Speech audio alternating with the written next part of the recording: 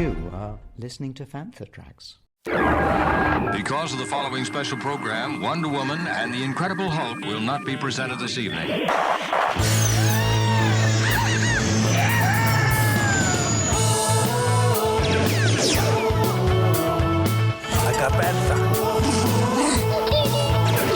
It's time to get all your Star Wars news in a single file. That doesn't sound too hard. Boom! This is Making Tracks.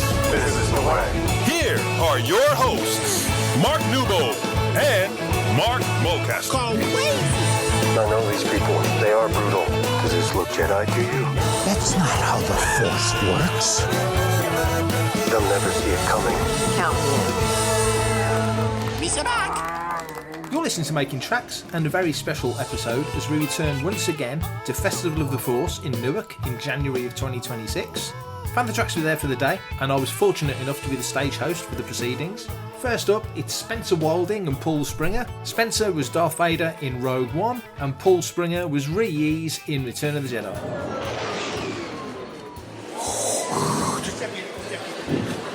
If you didn't know who he played, you do now.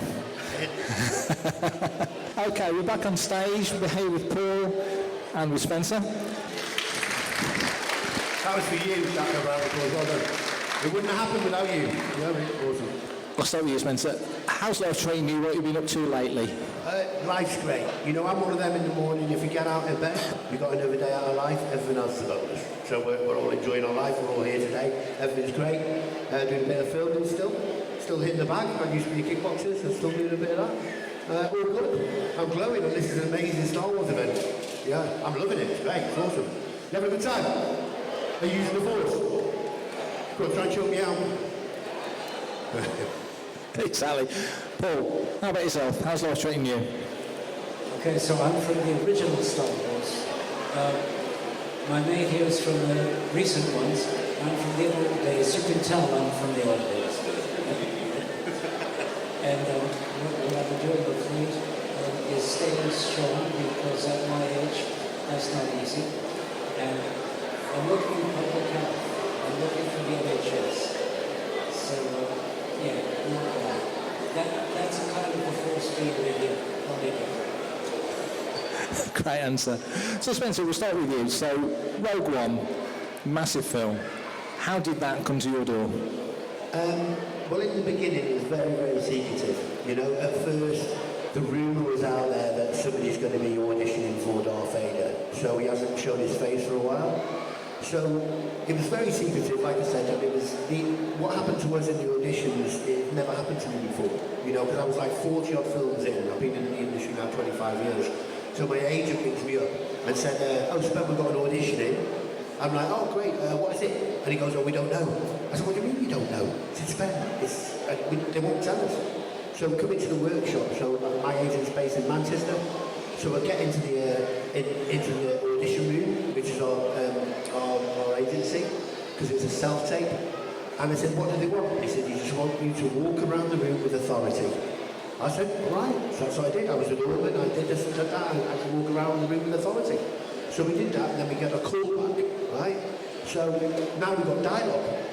And I said, "Do we know what it is yet?" "No, still won't release it." "Well, nothing." And it's weird for an actor to not know what he's doing like that. Yeah. So they give us this dialogue, and then we got a third call back, but now we know it's Star Wars. Right, now we know it's Star Wars. You might know what's coming next. So I said, "I've got a funny feeling it's Darth Vader." And I went, "No." The agent, Joe at the time, said, "No way, it's not Darth Vader." So why'd you say that, Spen? I said, "Well, at the end of each line, he's going, "Way!" Just checking thing all day. But yeah, so, and then the last audition, we were brought up to Palmer Studios, and it was very, very secretive again. There was people at the gates, really, with cameras, who's coming in to audition for Darth Vader. Because of my height alone, people would have went, "Oh, he's spent a while, he's going to like the auditions and that." So they brought me in, and then we went into one room in one of the high rooms, this like second floor, and there was a little tent in there. So they'd drawn the curtain back, and there was the helmet, the gloves, the pants, the boots, the codpiece. And you look at it like, it's not like an outfit, you look at it like the character's looking at you when you're thinking, wow, this is really happening. So we had to do the audition in the suit. And the dresser at the time, you could see he put this helmet on the actor a million times. He was like that, here we go again. You could see it in his body language. But I knew the character took over me, so things had changed in that room because Darth Vader's got a lot of presence and spirit. So as he's putting the helmet on, my eyes go black, the room changes, and he looks into my eyes. Oh, you don't want to look into Vader's eyes. Oh, no. So he went, oh, and he like literally run out, no joke, he like run out of the room. Couldn't land on the dark side. Too much for him. But yeah, and then like 3 days later, I'm sitting by the foot for 3 days, and my agent rings up and he goes, right, Ben? I said, all right, Joe. There's a little moment quiet. I said, I got the job then, what? And he goes, oh yeah, you got it. And I went, Joe, why are you being so calm? It's Darth Vader, man. He's the most iconic bad guy on the screen, right? We all know that. So, yeah, and then I become family member in the Star Wars community. And I love you all, go all around the world. And it's great. And it's great to see so many kids coming through. Do you know what I mean? Nice one, dads. All right. And moms. Obviously the mums, yeah.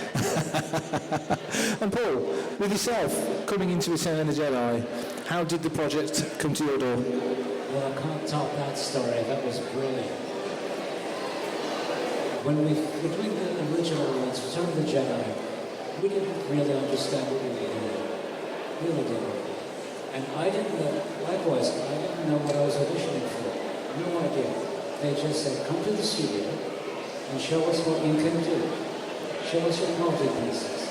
So, all I knew how to do, I did backflips, I did roundoffs, I did somersaults, I did all mad, acrobatics. And they said, right, you got the part. I didn't know what the part was. I didn't know what the movie was. Same thing. I didn't know what the movie was. I didn't know what the part was. Come to the studio, I'll tell you, to be on the studio in the first 3 films, when everything was real, nothing was digital, nothing was animated, everything was for real. You walk into the studio floor, and there's creatures, real creatures. And there's a band of creatures playing music, and I walk onto the studio floor, and they're all lying down. And as I walked into the studio, they all went and followed me around the studio. And there was a safe in the studio, and it was open. And there were 6 scripts in it, and it was all of the scripts for Star Wars, 6 scripts. So at that moment I realized what we were doing, that it was huge. Complete mystery to me until I got on the set, and I'll tell you, every moment of that Star Wars was unbelievable. Real creatures, really happening in a different world. It was an actual world. Nothing was digital, nothing was fake, everything was real. It was unbelievable. Round of applause for that. That's a great story. When you came onto the set, you said the same, Spencer, you know you're in Star Wars, but you don't know what you're playing. And for yourself, Paul, it was slightly different because your characters were new characters that were brand new. You were inhabiting Darth Vader, so it's a slightly different, bit more like Jimmy V, you're kind of inheriting a role. When you go in, is it better as an actor or performer to kind of know what you're going into? Or in this instance, when you first lay eyes on that character, do you start to feel it? What's the difference between the two? Remember that my colleague here didn't know what he was coming into. Didn't know. He just walked in and did what he could do. Same thing. I think it's more difficult to be told that you've got a character and you have to just walk in and say, show us what you can do. Walk around the room with authority. Walk around the room with authority. Right? I can do that. Yeah? Do a backflip. I can do that. I find that much easier. And Spencer, when you mentioned putting the helmet on, you get the outfit on. It's one thing, as you say, walking around with authority because you've got the bearing to do that. But Darth Vader's a totally different level of intimidation. Where do you go to find that mood, that swagger, that look? Well, I'm one of them guys. I am a bit spiritual, and the character takes over me. It's like I've got a switch. It's just I let them come in. So what happens with Vader Because I played, like I said, I played so many characters. And, you know, I played a Wolfman, a Frankenstein monster, an orc, this, that and the other, all these different creatures. And, you know, obviously playing other characters that are not in makeup as well. There's still a different spirit for each one. So I questioned, is Darth Vader real? Before feeling him, you know? Because, all right, I was being Darth Vader, but when I went into the suit, that was the tick for me when everything changed, you know? My voice changed. I turned into, you know, a Vader voice came through. I just, all of a sudden, the power of the Force was in that room. And you really, it's very intimidating. I was like, you know, when you're on the front row watching the cinema, when Vader comes out for the first time, and you're drinking your Coca-Cola and eating your popcorn and having a lick of your ice cream, you're a front seat. So when that took over, you're like, wow. You know, and I did the voice came through to me. It's not, you know, it's always going to be James Earl Jones, he's the man, but a Vader voice comes through to the performer as well. And they like you to stay with that, because only a couple of us have experienced that. Absolutely. And when you're in the costume and there's that level, I mean, I'm certain there'll be Vaders here who their mission is to interact with kids and interact with fans, but your version of Vader is celluloid history and it's there forever. So is there an extra level of really locking into it because that moment's immortalised, you know, that's there, that's it? Well, yeah, because the character's been played before. You know, everybody knew Vader, and I was one of the kids that was alive to see the original trilogies. I'm 53 years old, so in 1977, I was 5 years old. You know, that was a long time ago. I'll never forget, right? Because my dad took me to the cinema, right, to see Star Wars. So it was in a small town called Prestatyn, right, in North Wales, and there was two cinemas, two screenings, should I say, in the cinema. To the left there was one film, and to the right there was Star Wars. So I remember it vividly. I remember it because I remember putting my hand up to reach to get the ticket. You know, it was like, ticket come out, you know. And it, so I reached up because, you know, it was like, I was only small. I wasn't born this tall because my mum would have been in trouble. But it was one of them. So I grabbed the ticket. But we went right. I was thinking, well, I thought Star Wars was this one. So anyway, went with it. And I sat down, and there was no story, there was no, you know, ships flying above and this, that, and the other, no music. There was just a guy in bed. And I'm looking, I'm thinking, where's the ships? My dad didn't want to see Star Wars, right? So he snuck me in to see Pink Panther instead, which was an 18. That's why he snuck me like that. But, you know, my mum the next day took me to see Star Wars. Bad dad. Scarred you for life. Paul, what did you know of Star Wars before you came on to Return of the Jedi? I mean, obviously Star Wars was a huge hit, and so was Empire Strikes Back, but you're in the industry, so what was your awareness of Star Wars when you went in to do Jedi? Okay, first of all, I think it's lovely that what we have here is two generations. We have a man here who saw us, old people, do the original Star Wars, and he loved it, and he wound up doing it. I think that's great. My impression of Star Wars before I did it was practically nothing. I mean, to the degree, tell the truth, when we got into it, they said, we'll make a deal with you. You can either have an extra bit of money now, or you can have a little bit of profit from the films. We all took the money. If we took the profit, I wouldn't be sitting here. I'd be out on a yacht someplace. So that's how much I knew about Star Wars. Wow, that's a story. That's a story. So, of the sequences you shot on the Jedi set, is there a moment where you really felt like it all came together, a moment that sort of stands out in your memory as, yep, we nailed that? Yeah. I think the first time I put on the Gamorrean God costume, the pig god, was the moment. It was big, it was heavy, you couldn't breathe in it. It really weighed a lot. It probably weighed as much as I did. And to operate in it was insane. And they were doing things like, there's this Harrison Ford fella, and they said, now go grab him and take him to a carbonizing pit. I didn't know who he was, but at that point, I was a Gamorrean god. I really was, and I could do anything. So I grabbed him and I threw him in. And when we did action things, I was invulnerable. Now I could not be hurt. I could not be damaged because I was so much bulk. I'm a little chap, little tiny chap. In that thing, I was a monster. Fabulous. Really got into it. Yeah. That's brilliant. And Spencer, the scenes that you shot, is there a moment that stands in your memory as, oh, this is the whole reason why I'm doing this thing? Yeah, there's a few funny ones. I remember Catherine Kennedy's toe. I stood on that when I was walking on the set when I went into Vader, and she was stood on my cloak, and Vader's like, he's there, and I just he nearly did a backflip. I was like, oh no, I'm losing my job here. But no, there's, you know, when you're walking on set for the very first time, Gareth Edwards, the director, hadn't heard me do the Vader voice, right? So it was a secret for him. So our first scene, when we were, because obviously things get filmed back to front, middle bit, and all this stuff, they brought me on the scene where they wanted me to do the voice where Krennic, when your first Vader and Krennic come together, and they gave me additional dialogue. So I did this voice, right? Not this voice, the Vader voice.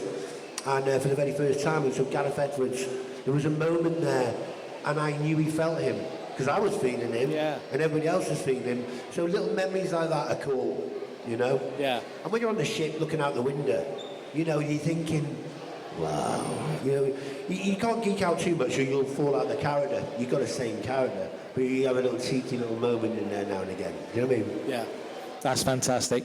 Can we have a big round of applause for these guys? Fantastic stories. Thank you so much.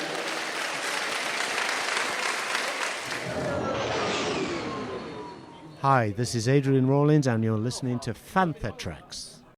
Next, two more guests from Return of the Jedi. It's Hugh Spight, who played a Gamorrean guard, and Pruneface, and Femi Taylor, who was Oola in Jedi and Return of the Jedi Special Edition. I think they're insisting on applause before they come up. So can we start a round of applause for Hugh Spight and Femi Taylor, please?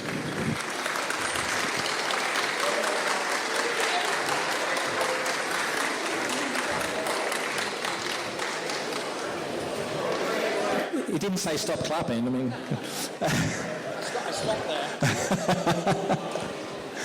Brilliant. How are you guys as you sit down? How you doing? Hello. Good morning, everybody. Nice to see you. And Femi, how are you? I've warmed up now. I was absolutely freezing cold, but so I've got my coat on still. But I'm happy and I'm good to be here. Fantastic. Now, you may have noticed the shirt I'm wearing. It's very appropriate for the day. You're both on there. So, yeah. So we're talking largely today, Return of the Jedi. It's a while ago. It's much loved. I'll start with you, Hugh. Memories of coming onto the project. How did Return of the Jedi come onto your radar? We were at LSD Studios filming Dark Crystal. There was 3 months shooting there, and at that time they were building the Ewok Forest and Jabba's Palace, which was all filmed at LSD Studios. And they came over to us. We were just finishing Dark Crystal, and they said, would you like to come and work on Star Wars? And yeah, right, another job, JOB, just over broke. And we said, because it did not have the kudos that came after Return of the Jedi, it sort of kicked in. So we literally sorted over and I started to work, and I think I worked about 6 weeks. 6 weeks. Good decision, because as you say, you weren't overly familiar with it. It wasn't, you were coming off Dark Crystal, which was a big deal. So to be offered Jedi, you're glad that you made that choice. Oh yeah, I mean, it was 2 years work on Dark Crystal. I was right from the beginning, literally building costumes on me, giving the character, a character, and how these are creatures that don't exist in reality. So how do they sneeze? How do they laugh? How do they yawn? It's all those sort of things. So it was an incredibly intensive time working with all these different characters. So, getting into a Gamorrean guard costume, which was a doddle compared to some of the costumes we've been in. So what do you do? There's 3 or 4, there's more than one Gamorrean guard. So how we're almost identical. So I'm like, how do you give it a character? What do I do with this thing? So I decided he was John Wayne. So all my movements were John Wayne movements. So that's the only way I can tell it was me. Yeah. So we had a lot of fun with that. Fantastic. Femi, how about yourself? How did the project come to you? Well, I had an agent, my agent back in the day said that there was this film that they were casting, but they couldn't say what it was. And would you go up? So I did, and they said one condition, you have to go in something like your swimwear, and I thought, this is really dodgy, but something inside me said to go up for the audition, and I met the late Richard Markwind, and he said, look, we're going to call a few new guys back to dance, and he said, can you dance? I said, yes, I can, I'm just cutting a long story short here, so we don't have much time. So I was called back, and we did this grueling dance routine. There was about 15 women of colour back in those, and there weren't that many black dancers back then. Anyway, we still didn't know what it was, so we couldn't really prepare for the audition, and I danced. And then at the end of it, one of the girls, thank goodness, said, what is this film about, and what is this film? And I was getting changed because I had to go up to London because I had to do the show Cats. And there was this huge hush in the room. And I was going, what's going on, what's going on? They said, oh, it's the next Star Wars movie. And we just went, oh my goodness. So it was great that we were able to do something while I was able to do a good dance routine. And then when I was going back to London, I get the choreographer and then back home, and he said, I don't want to say anything, but I think you've got it. And then when I was at the stage door, I got a message from my agent saying that you've got the part as Ula. So that's how it came into my life. But the funny thing was, I wasn't going to go up for it because they didn't give me anything to prepare. And often, when you go up for an audition, you want some sort of backstory or something to be able to prepare yourself. But I'm glad I went. I'm glad I heard that inner voice saying, come on, get on with it. So when you got the role, am I right in remembering, Hugh, you've got a dance background as well? So two dancers, the physicality of what you do on stage is so important in translating to the character. With Ula, obviously, we know what her character was and her circumstances and her end as well, which got expanded, bang. But when you went into the role, what were your expectations? Because you say you got almost like a dance routine. That's so incongruous for a Star Wars film at that point. There was no expectation. That was the most difficult thing. I had to sort of think on my feet when I was actually being choreographed and what was the backstory and why I was dancing. And I was told, it was secrecy. They just didn't want to let anything out. But I was just told, you have Jabba the Hutt and you're going to get killed and just react to that. But we really didn't have anything to go by. But now, as the Star Wars franchise has sort of evolved, there's a whole character, there's characterization of my part. So, at the beginning it was quite difficult, but obviously I did a good enough part because it's iconic, the role. It completely is. Hugh, when you end up on set and you see, you've just mentioned, Femi just mentioned Jabba, and we spoke to Toby Philpott earlier, who was part of the crew that brought him to life. What did you think when you saw this amazing sort of Sydney Green Street looking slug at the back of the set? Well, I actually knew everyone that was inside it. I have one scene where I'm standing in front of Jabba, and when he falls, the Gamorrean guard falls through the floor. So I said, right, no. So they said, no, you can't do it. You're a dancer. That's going to be a stuntman because he's insured for $2 million. You'll be a liability. I said, you're not doing it. So I literally stood there in front of Jabba, and then he said, cut, me out, stuntman in, drop. That was my little scene with Jabba. And, It must have been incredible for you, though, because coming from Dark Crystal, which was such a complex and detailed, granular film to build that world, and then you come into Star Wars, which is already partially set. I mean, it's on Tatooine where we've been in the first film, so there's elements that are already there. What was I mean, every production's different, but what was the main difference between the two for yourself as a performer? Well, I sort of... Dark Crystal was my first... It wasn't my first venture into the film business, but it's a wonderful environment to be in, but because you're surrounded by creative people, so talented. I mean, the Americans come over to film in this country because the people are so skilled, and if they come up with an idea, they say, yeah, we can make it work, and off they go and they make it work. So they're very admired, and Lucas loves coming over and working with everyone here. So it was wonderful to feel part. Although, as I say, it didn't have the kudos at that time. It hadn't really kicked in. And about 8 months after filming, I went to Hamburg to play in a musical. And we know the story about my name, yeah. And so I knew nothing for the next 15 years. I was living in Hamburg in Germany. Just explain that to the audience who might not know that story about the misprint. So, when you finish the film, you all get invited to the cinema to watch the first showing, some cinema in Leicester Square somewhere. And we're all there, and we're waiting for the credits to go up, to see your name. And it said, puppeteers, Hugh Spight. Yeah. And I went, okay. So as I say, some months later, I went to Hamburg to play in a musical for a couple of months. I ended up staying 15 years. I'd lived in Germany and Austria, Switzerland before, so I was bilingual. And Hamburg was a massive media city, and they doubled the films, so I did a lot of voice work and all sorts of things. So when I came back to England 15 years later, I'd been back about 4 years, and I received a letter one day, and somebody had found out what my real name was. And he said, do you know people all over the world are looking for you? And he traced me through the electoral roll. He found out what my name was and traced me through the electoral roll. And he said, could I meet you? I said, yeah, sure. So I met him, and he opened up this whole world of Star Wars to me, which I knew nothing about.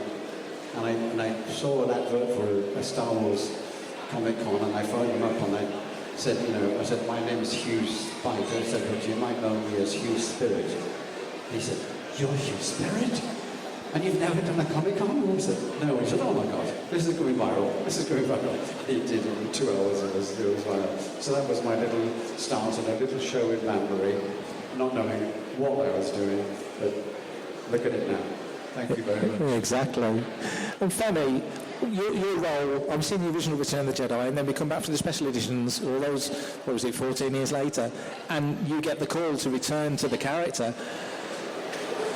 Where was your head when you got that call? What were you thinking? Well, again, there's a little story here. I was over in New York, and I hadn't told anybody where I was. I just wanted to escape from here for a little while. And I was out shopping. I got back, and the friend who I was staying with, there's a phone call. And she said it was from Lucasfilm, and I thought it was a hoax. So I called Mark, who was the casting director, and they said, we'll be trying to track you down for about 3 to 6 months, because George Lucas wants to revamp the scene that you did, Jedi. And I just thought, okay. And they said, but the one condition is that you've got to fit in your original costume. And then back then I didn't have my kids. I was like 36 back then. I thought, oh my gosh. And then I took some photos. They said, oh, no, you haven't changed. So they flew me out to Industrial Light and Magic. And that's how it happened, But if they hadn't found me, they would have CGI'd me. And so I'm glad they didn't. But going back was quite weird, because I thought I was going to go back to Jabba's palace, when I it was against green screen. And when I got back, they said, all we want to see you do is struggle with Jabba the Hutt. And I went, wait a minute, you take 3 months, 6 months to find me. And then Rick McCullum, who was the director on it, he said, why don't we see Femi go with a finality, going down into the pit and facing her demise? So that's what happened. So they said, can you stay for an extra few days? And I said, yes, you can stay on the Skywalker Ranch. And I did. It was wonderful.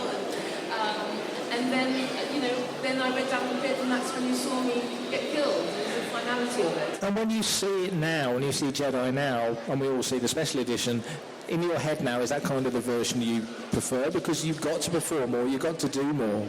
I actually prefer the original. I do, because it's iconic, and it was with all the actors from Jabba the Palace's scene. Whereas with this, they've merged me in. And I think the great thing is that you see me getting, well, you don't see me, but you imagine me getting munched up by the rancor. But that was the finality of Lula's character. But I think originally, because I was with all the actors, Mark Hamill, Carrie Fisher, I mean, it's just a wonderful set to be on. So I prefer the score, the original score. But I was fortunate enough to be able to do the two, and to be the only actor to be asked back after all those years. That's very true. I'm just thinking as you say that, MTV was in its early days then, and there was that kind of classic Return of the Jedi single came out of Lapty Neck, and you're in there, and a load of the other performers are in there. Were you aware of that, or that they were stitching that together, that it was going to go out on MTV? No, I didn't know until you just told me. Oh, well, there you go. Well, thank you. You listen to me every day. So when you, to Hugh as well, when you look back now at the experience, and I'm going to say this to other guests that come on stage, and have said it to ones before, you look out at a room full of people who are all interested in what you did, and every performer, even the names above the title performers, are all cogs in a larger piece that makes Star Wars what it is. You could have never anticipated that. I mean, you were away from it for so long because they spelt your name wrong, so it's a joy for you to be able to do this, I guess. Yes, it's an amazing thing. To travel all over the world and meet fans like yourself on all these different countries. And I like to tell the little, when they ask me to say something, and I said, believe it or not, I used to be a ballet dancer. And I said, a ballet dancer's career is very short. And I said, at the end of it, there's no golden handshake, there's not even a pension. And I say, but this is payback time. Thank you very much. I just want to say thank you to every one of you to just coming out and supporting us and being part of the family as well. So it's lovely to meet the fans, and just also allows us to travel. Just simply thank you. Just thank you. That's wonderful. Can't stop that. Big round of applause, please.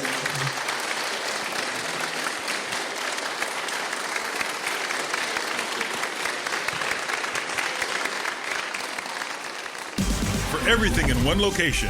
Daily news, reviews, interviews, podcasts, video, and social media feeds. Bookmark FanthaTracks.com for Star Wars news 24/7, 365.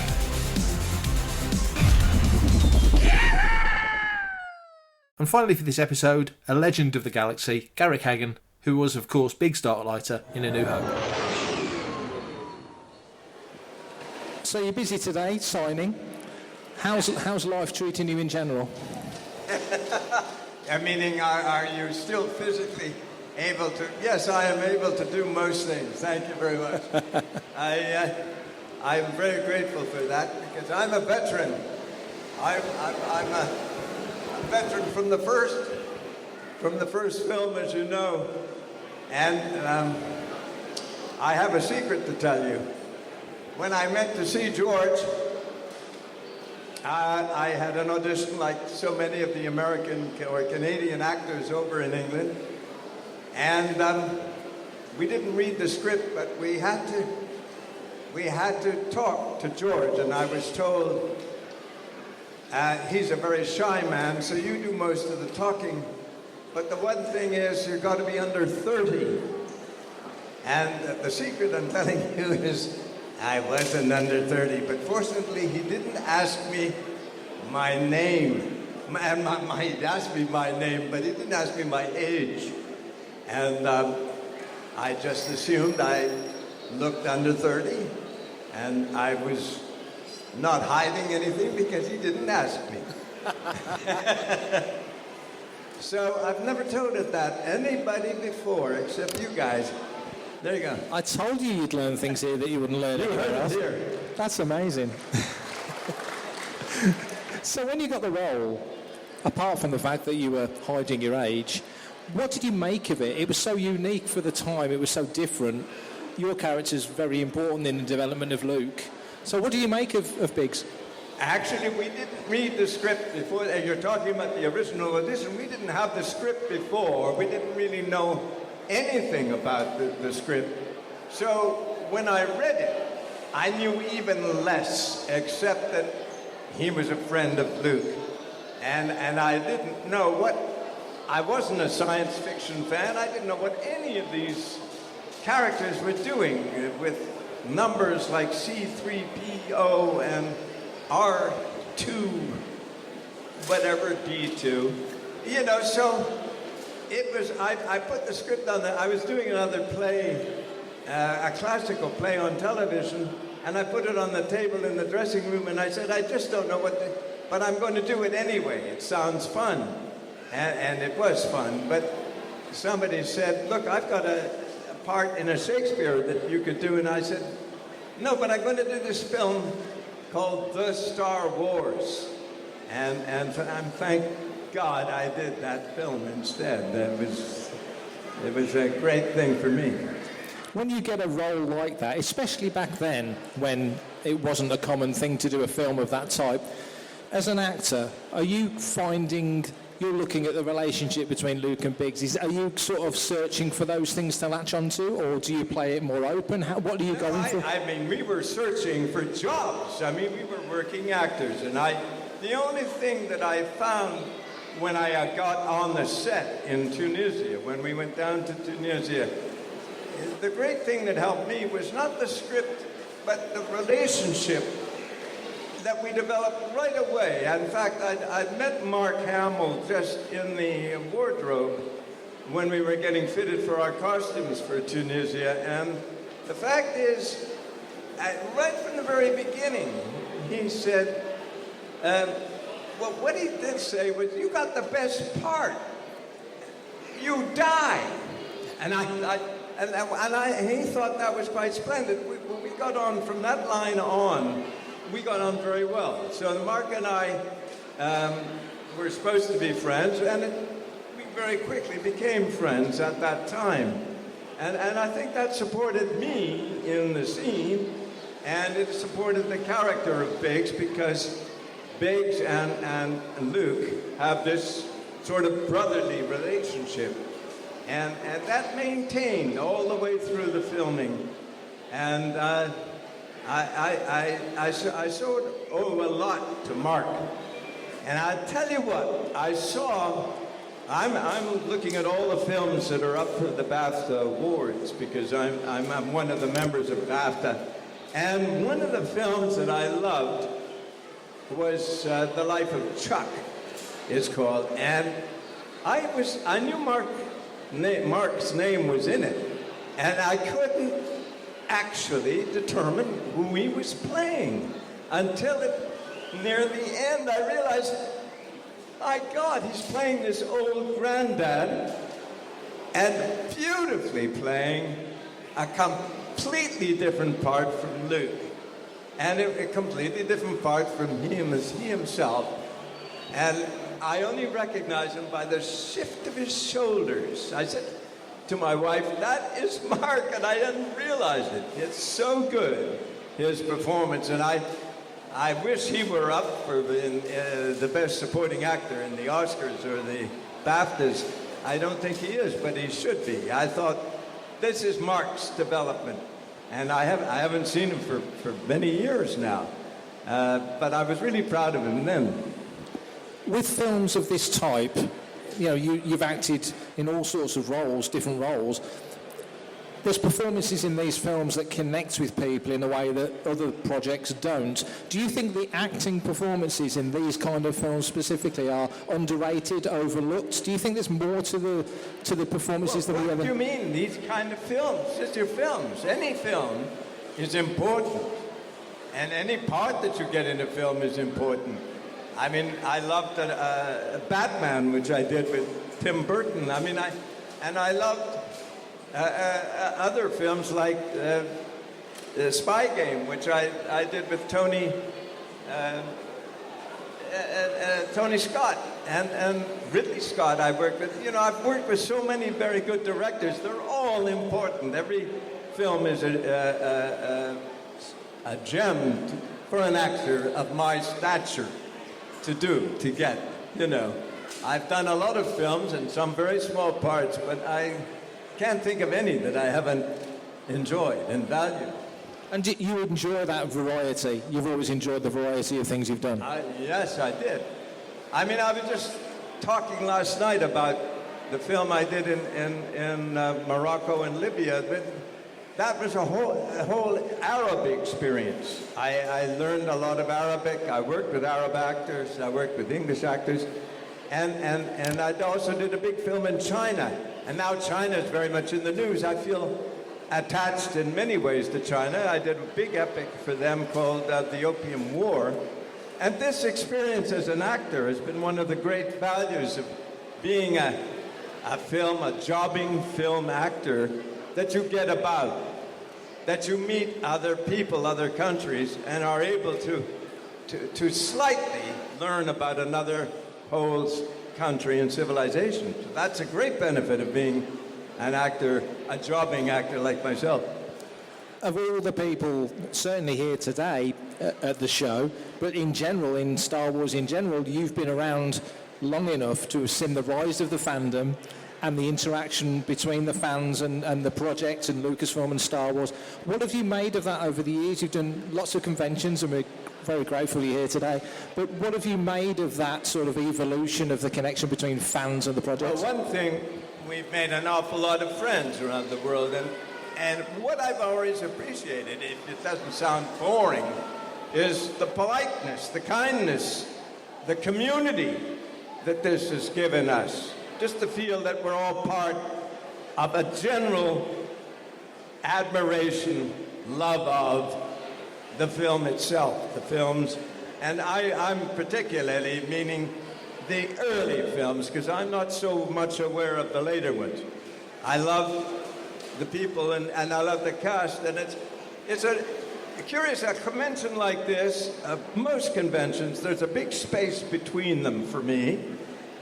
But then you hear about the life of all these other actors that you've been working with or you have worked years ago. So that's part of the joy, that the fans and the actors have a history and a community spirit. It's one of the great benefits of the fact that the 501 and the other fans of the film come back to us time and time again, and then their children come back to us. And this gives a great continuity to our lives. I did a convention with you probably at the back end of last year, and it's yourself, Dermot Crowley, Julian Glover on stage, and you started sharing stories.